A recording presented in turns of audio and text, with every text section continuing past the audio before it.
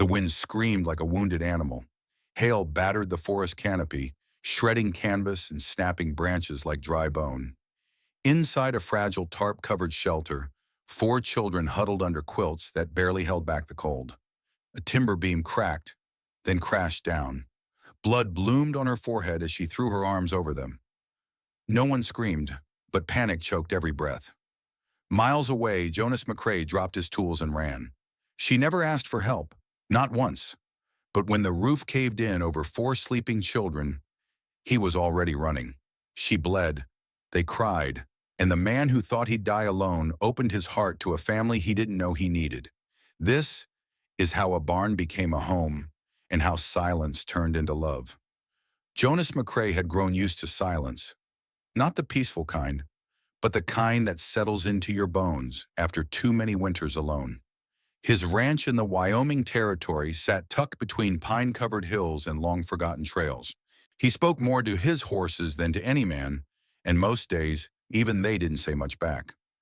Then one late August morning, she appeared. She didn't knock, didn't ask. She simply walked into the barn with a bucket, a rag, and dust on her boots. Her name was Mara Jennings. He would learn that later. At first, she was just the woman, thin, tired, and wrapped in a threadbare coat. Her eyes didn't meet his. She asked for nothing. Not food, not pay, just pointed to the stalls and got to work. Jonas watched from a distance. Her hands moved with quiet purpose, scraping, scrubbing, sweeping hay into neat piles. She worked like someone trying to erase something no one could see. She returned the next day, and the next. Still no questions, still no words. She never asked for more than the small coins he left on a hook near the tack room. She never touched them. By the end of the week, Jonas found her gently brushing dried blood from the flank of a wounded mare, her face unreadable, her touch delicate. There was a story behind her silence. Of that he was certain, but whatever it was, she kept it locked behind those tired eyes. And Jonas, the man who hadn't spoken a full sentence to another soul in weeks, found himself wondering what kind of past could make a woman work so hard just to be invisible. Curiosity isn't always loud. Sometimes it creeps in slowly, like mist rising off the creek at dawn. That was how it came for Jonas McCrae. By the 5th day, Mara had become a quiet rhythm in his world. She arrived before sunrise, cleaned the stalls with near-sacred precision, then disappeared down the same narrow path into the woods. She never lingered, never spoke, but something about the way she glanced over her shoulder, as if afraid of being followed, unsettled him. So, on a chilly Thursday evening, Jonas followed. He waited until she'd left, then saddled his horse and trailed her at a distance, careful to avoid snapping twigs or kicking loose stones. The trail she took wasn't one he knew. It wove through the lodgepole pines, past an old dry creek bed, and into a forgotten hollow where the forest grew darker and the air colder. Then he saw it. A makeshift shelter leaned against the base of a ridge. Nothing more than patched canvas, a miner's tarp, and a chimney pipe crooked as a question mark. Smoke curled thinly into the sky. Lantern light flickered behind a stitched curtain. Jonas dismounted, heart thudding. Then he heard it. Laughter. Not adult laughter. Children. 4 small voices, rising and falling like wind chimes in a breeze. He stepped closer and crouched behind a fallen log, peeking through a gap in the canvas. There they were, 2 boys and 2 girls. Skinny, yes. Barefoot, yes, but alive. One girl twirled, chasing a moth near the lantern. Another boy stirred a pot over a low fire. And in the middle of it all stood Mara, gently lifting the youngest into her arms, smoothing her hair with a tenderness that nearly broke Jonas's chest. This woman, this silent, stoic worker, was someone's mother. 4 someones. She had been building more than a life in secret. She had been holding together a family with nothing but courage, quiet, and her own 2 hands. Jonas didn't know what he'd expected to find, but it wasn't this. It wasn't warmth in the middle of nowhere. It wasn't a broken woman who loved so fiercely she'd chosen silence over shame. And it certainly wasn't 4 children who still believed in joy, even when the world had forgotten them. Jonas McCrae didn't sleep that night.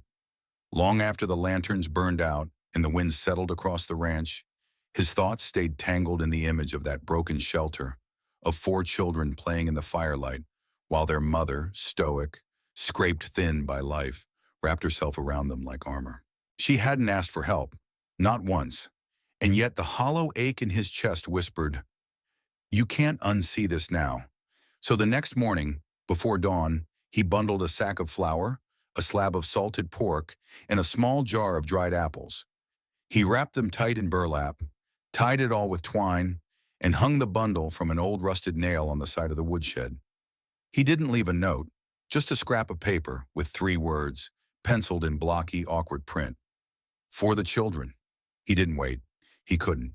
If she saw him, she might bolt like a startled deer.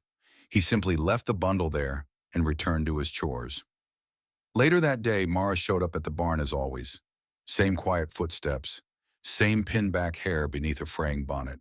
She said nothing, worked hard, scrubbed the troughs, shoveled manure, never looked toward the shed. But when Jonas returned to the tack room that evening, the bundle was gone. In its place on the edge of the workbench lay a silver coin and a note. The paper was creased, the handwriting small and even. "Please do not give again. I work to live. I do not beg." Jonas stood there for a long while staring at that note as the sun sank behind the hills. She had taken the food, yes, but not out of weakness. It was for them, not for her. And she had paid for it in the only way her pride would allow. He folded the note gently and placed it in the drawer beneath his tools. From that moment on, he knew, if he wanted to help her, it would have to be in ways that honored her strength, not pitied her situation. Mara Jennings didn't need saving. She just needed someone who saw her without trying to fix her. And Jonas was willing to learn how. 2 days passed. Mara said nothing. But early on the third morning, as Jonas McCrae was repairing a fence post by the main house, he heard a sound he wasn't expecting, a soft knock, not on the barn door, on the front door of his house. He rounded the corner, wiping sweat from his brow, and there stood a boy, maybe 10 or 11. Freckles dusted his nose, hair too long for summer. He held a small basket with both hands like it weighed 1,000 pounds. Inside, 6 eggs, still warm, smudged with straw, carefully cushioned with bits of cloth. "You the one who gave my mama the towel?" the boy asked, voice thin but steady. Jonas nodded slowly. "I suppose I am.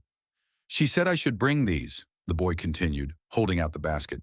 "Said it ain't right to take and not give." Jonas took the eggs like they were porcelain. His voice caught for a second. "What's your name, son?" "Ben," the boy answered. "Well, Ben," Jonas said softly, "you tell your mama I didn't give anything to get something back. I gave because I wanted to." Ben looked up at him for a moment longer, like he was weighing the truth in Jonas's face. Then he nodded and turned, walking quietly back down the trail toward the trees. That night, Jonas sat by the fire longer than usual. He didn't think about cattle prices or fence repairs. He thought about a boy named Ben, trying to return a kindness, about a woman who stitched her pride into every silence. The next morning, tied to the fence post near the barn, was a small handkerchief, clean, white, embroidered with tiny red flowers in the corner. A gift. No note, just fabric and meaning. Over the following weeks, other items began to appear. A jar of wild berries tied with twine, a half-finished sock, a crayon drawing of a horse with "thank you" written in block letters. Mara Jennings didn't speak, but she was replying, not with words, but with gratitude wrapped in dignity. "And Jonas," he replied in kind, "not with coins, but with repairs, hooks by the door, and a stable roof strong enough to shelter more than animals." Jonas McCrae had never been one for grand gestures. He built things the way he lived, quietly, steadily, with purpose. And now without a word to anyone, he began to build something more than fence lines or horse stalls. He waited for Mara and the children to leave their clearing before slipping through the woods. Over the next several days between sunrise and supper, he worked. He replaced rotting support beams with solid pine. He patched the canvas roof with weather-treated tarp. He hammered hooks into the frame for coats, reinforced the door, even left behind a small stack of kindling by the crooked stovepipe. He said nothing, left no note. He wasn't trying to be a hero. He just wanted them safe. When Mara arrived at the barn the next morning, she didn't mention the changes. She worked as usual, pitchfork in hand, boots silent against the floorboards. But Jonas noticed how her fingertips grazed the new wood near the tack room, how her eyes lingered, just for a second, on the nails driven clean and true. She saw it all, every board, every stroke of effort. That evening, when Jonas returned to the tack room, he found a folded note resting on the saddle blanket, held in place by a small stone. The handwriting was the same, small, precise, unmistakably hers. "You've done enough. Please don't carry what isn't yours to carry." He read it twice. Then he folded it gently and placed it in the same drawer where he kept her first message. She wasn't angry. She wasn't ungrateful. But she had drawn a quiet boundary, and Jonas respected that more than any thank you. He didn't push. He didn't speak of the repairs. But every time she left behind a jar of berries or a stitched patch or another drawing from one of the kids, he knew she understood the language he was speaking, a language of small actions, of quiet protection, of building something strong without asking for permission. The sky darkened without warning. Clouds rolled in like clenched fists, swollen with fury. The wind howled low and mean, stirring up dust and dread across Jonas McCrae's ranch. He knew something was wrong. He dropped his coil of rope mid-task and stared toward the tree line. The path Mara always took was barely visible now, swallowed by mist and the rising wall of wind. Then the first hailstone hit. It cracked against the barn roof like a rifle shot. Then another, and another. The storm wasn't coming. It was here. Jonas didn't think. He just ran. Through the trees, boots slipping in mud, coat flapping behind him, he fought the wind like it owed him answers. By the time he reached the clearing, the shelter was already groaning beneath the weight of ice and fear. A timber beam had snapped clean through. Inside, he found chaos. The children, 4 of them, huddled together beneath a thin quilt, eyes wide, limbs trembling. And Mara, she lay slumped beside them, one arm still outstretched across their backs. Blood stained her temple where the beam had struck. Yet even unconscious, her body curved protectively over her children like a shield. Jonas didn't hesitate. He scooped up the smallest girl first, wrapped her in his coat, then barked gentle orders to the others. "Follow me. Hold hands. Stay close." His voice was calm, too calm, but his heart thundered in his chest. He carried Mara in his arms, her face pale, her hair soaked and tangled with pine needles. The storm didn't let up, but he didn't stop. Not until they were inside his house that hadn't seen a guest in years, where the fire still burned and the roof still held. That night, the children slept on rugs beside the hearth. Mara lay on the couch, her forehead bandaged, a blanket tucked beneath her chin. Jonas sat nearby in the rocking chair, not sleeping, not speaking, just watching over them like a silent guardian. Outside, the hailstorm screamed, but inside, for the first time in a long while, there was only warmth, and the quiet, steady breath of people worth running through the storm for. Morning came softly, painting the sky with muted gold and lavender. The fire in Jonas's hearth had burned low, but its warmth still lingered in the quiet hush of the house. Mara stirred. She sat up slowly, her body aching from the storm, her memory foggy but returning in pieces. Hail pounding the roof, the beam falling, her arms shielding the children. And then Jonas's face, steady, fierce, breaking through the chaos. Now the children slept under a thick quilt on the floor, their small bodies tangled together like puppies, safe, warm, dreaming. But Mara's heart raced. She rose and moved silently to the wooden crate near the wall, her makeshift trunk. She began packing, a few cloth scraps, spare socks, a tin cup. Her fingers trembled, not from the cold, but from something deeper. Fear, shame. She knew what people would say. A woman alone, taking shelter in a rancher's home? Rumors traveled faster than storms out here. She wouldn't drag Jonas into that. He'd done enough. She turned when she heard the floorboard creak. Jonas stood in the doorway, hair tousled, sleeves rolled, eyes calm. "I'm sorry," she said softly, clutching her bundle. "I can't stay. People will talk. They'll say I'm taking advantage, that I don't belong here." Jonas didn't move. His voice was low, firm. Let them talk. Her eyes flicked toward the children. I just want them to have peace. I don't want to bring trouble to your doorstep. He stepped closer, not touching her, just letting his presence speak first. You don't have to run anymore, he said. Not from them. Not from me. Not from anything. Her breath caught. I'm tired, Jonas, she whispered. So tired of hiding, of wondering what will come next, of never feeling safe. Jonas extended his hand, steady as the land beneath them. Then stay. Stay for them. Stay for you. You don't have to prove anything to me. She looked at him for a long moment. Then slowly she placed her hand in his. I'll stay, she said, voice trembling. For them. And for you. And for the first time in years, she meant it. Dusk fell heavy and purple, smearing the sky with the bruised colors of things unresolved. Jonas was stacking hay behind the barn when he saw them. 3 men on horseback, silhouettes cutting through the quiet, their presence like a stain on the horizon. At the front rode Harlan Voss. Jonas didn't need to be told who he was. The way Mara stiffened when he said the name days ago, the flicker of fear in her eyes, it was enough. But seeing him now, grinning with teeth like cracked porcelain, made Jonas's blood rise. Evening, Harlan called, dismounting with a swagger. I ain't here for her. Hell, I don't want the woman. Too broke to be worth anything. He spat into the dust. But those kids, he grinned wider. 4 of them. I figure $100 apiece. That's fair, ain't it? You pay me, I ride off, and you get to keep playing house. Jonas stepped off the porch, slow and deliberate, fists curling at his sides. You're not taking them, Harlan chuckled. Behind him, the 2 hired men shifted, arms crossed, watching like vultures. Oh, I ain't asking, Harlan said. You think hiding them here makes you some kind of hero? You think you're the law now? I think, Jonas said, stepping closer, that if you lay a hand on this land again, you'll leave in pieces. The first punch came fast. One of Harlan's thugs lunged, landing a blow across Jonas's jaw. The second followed, fists like bricks. But Jonas fought like a man who wasn't defending his land. He was defending his family.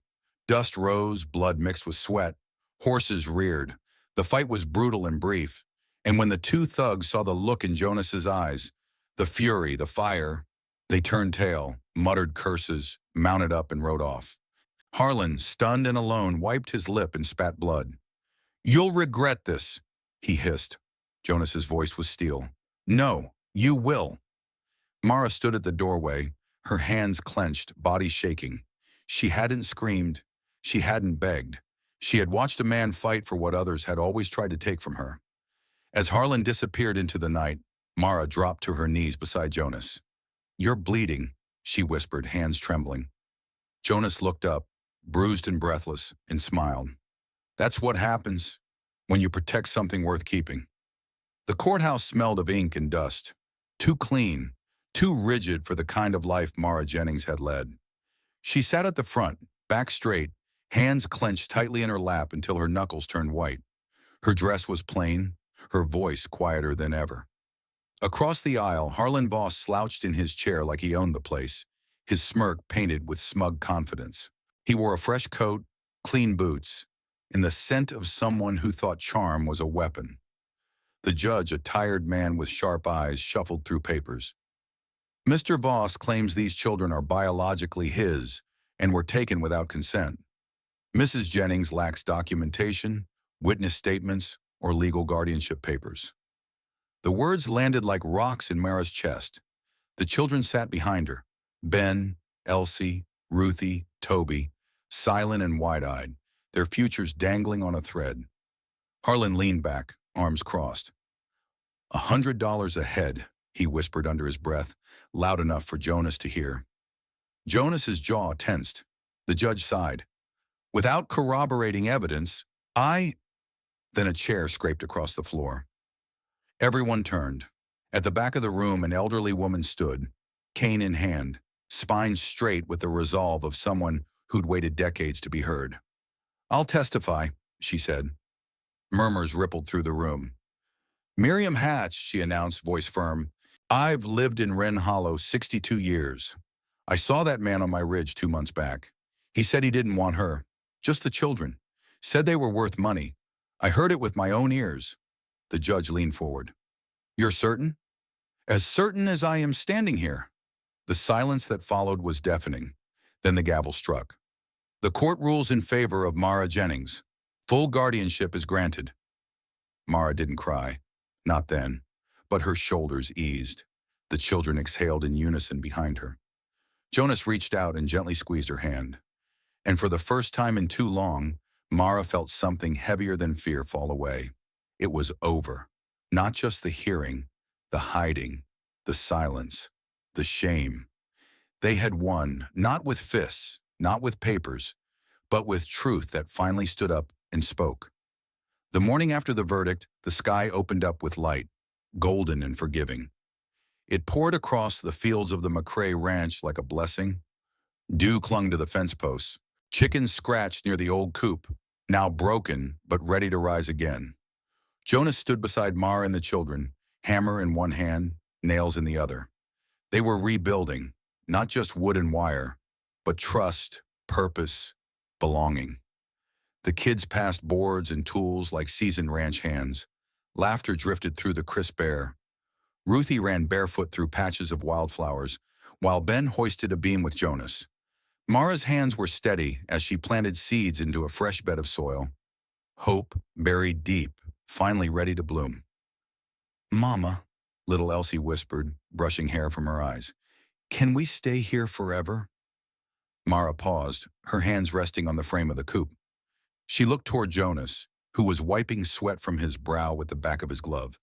That depends, she said gently, on whether Mr. Jonas is okay with us making a home out of this place. Jonas turned slowly, mock surprise in his eyes. If I'm okay with it? He grinned. From now on, this place belongs to all of us. She didn't answer at first, just stood there letting it sink in like sunlight on tired skin. Then her hand reached for his, resting gently on top. Years passed. The garden grew. The chicken coop was stronger than ever, but more than crops flourished on that land. Children came, some orphaned, others lost, many broken. Mara and Jonas took them in, one by one. They were never turned away. No questions, no judgment, just a meal, a bed, and someone to say, you're safe now. By the time Jonas turned 60, 10 children called the ranch home. Some said Ma, others Papa, a few just called them home. On the fence post by the front gate, there was no sign, no hinges, no lock. Just words carved into the wood. You don't need to knock. Travelers spoke of the McCrae Ranch with reverence, not for the horses or the harvests, but for the warmth, the kindness. It wasn't a ranch anymore. It was a sanctuary. In a world that moves faster with each passing year, maybe we need stories like this more than ever. Jonas McCrae didn't save Mara Jennings with money or power. He saved her with something much rarer today: patience, respect, and quiet presence. And Mara, despite every reason to give up, chose to stay, to love, and to build something lasting out of scraps and silence. This story isn't just about the Old West.